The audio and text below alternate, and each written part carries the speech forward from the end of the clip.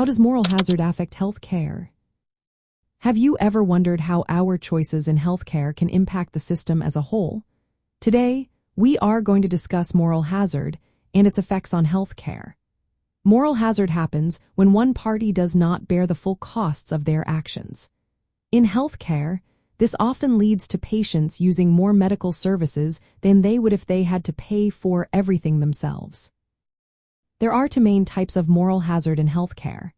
First, we have consumer moral hazard. This occurs when patients overuse healthcare services simply because they are insured. They might go for unnecessary tests or treatments because they do not feel the financial burden. Second, we have provider moral hazard.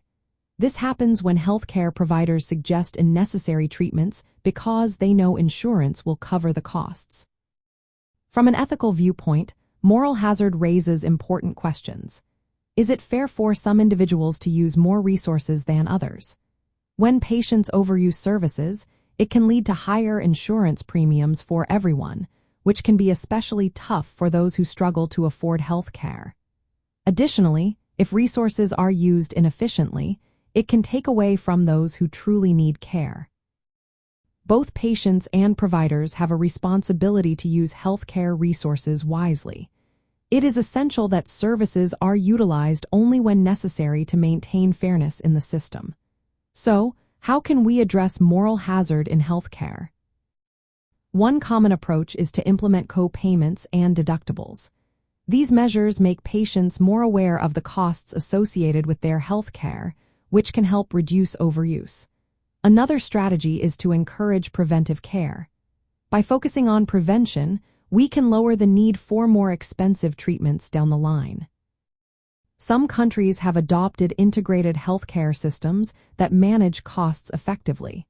These systems aim to ensure resources are used efficiently, benefiting everyone involved. In the realm of moral psychology, moral hazard highlights the clash between individual desires and the well-being of the community.